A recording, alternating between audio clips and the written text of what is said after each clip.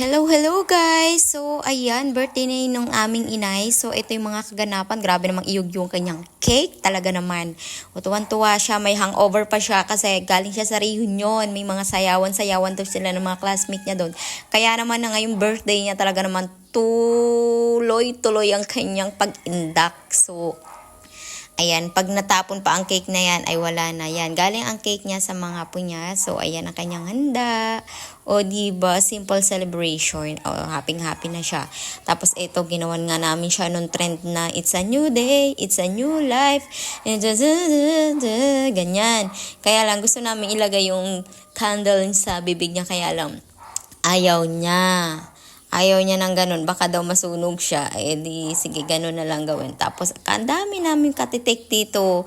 Ba naman, hindi pa namin ma-perfect kasi nga, ang gulo-gulo. Oo, ayan. Kasi nga, may pagtawa pa siya. Kasi, hindi niya alam kasi yung mga pinagagawa namin. Kasi sabi ko, panoorin namin. Kaya lang, wala kaming mga signal. Ang hina-hina. Walang wifi. Kaya ganun. Kami na lang talagang kumakanta-kanta. Yan. Sobrang happy naman siya. Nag-enjoy naman talaga din siya. At talaga namang siya, nakiki-ride on. So, ayan, may nagbigay pa ng cake sa kanya. So, talaga namang sinasayaw niya talaga yung cake. So, hindi nyo maikaila talaga ang kanyang kasiyahan. At eto na ang kanyang mga bisita. So, ayan, unang batch. So, ayan ang kanyang mga bisita. Siyempre, ang mga apo unang pumunta dito. Tapos, ayan, ang mga kawork ni Michelle, So, ayan, ang aming nanay ay bagong ligo din, ha. So, ito ay simple celebration lang. Kaya, salamat sa mga dumalo sa birthday ng aming inay.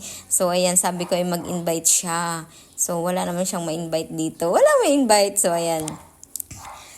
Ayan, puro kakatrabaho ng mga anak niya ang kanyang bisita. So, ayan, mga batch-batch kung dumating.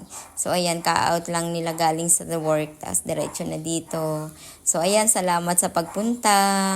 Busy-busy ang aming inay. Eto na, ang second batch natin. So, ayan, matatagal ng kaibigan ni Michelle. Ayan, naging family friend na rin yan. And syempre, ayan ang mga kamangyan. Ayan si Una, ayan ang kapatid niya. So, ayan mga taga-Holland. So, hi!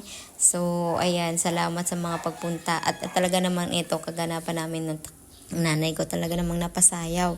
Gusto niya sumayaw daw kasi sila yung hawak ko ang beat, hawak ko ang beat. Ang sabi niya, hawak ko ang kutsara, hawak ko ang kutsara.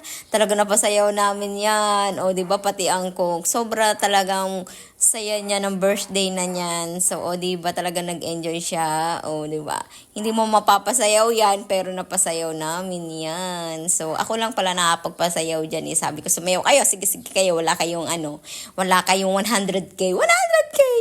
100K pag umabot siya ng 100 years old, diba?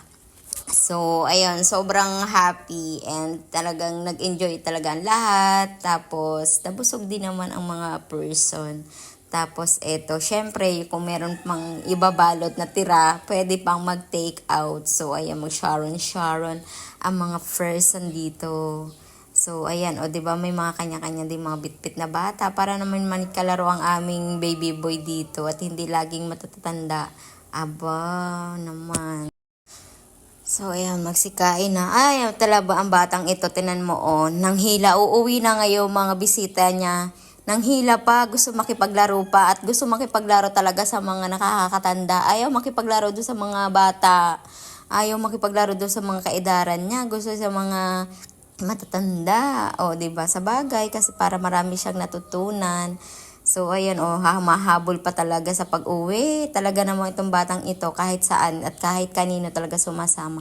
Basta paglabas. At ito ang celebration ng aming inay. Salamat sa pagpunta.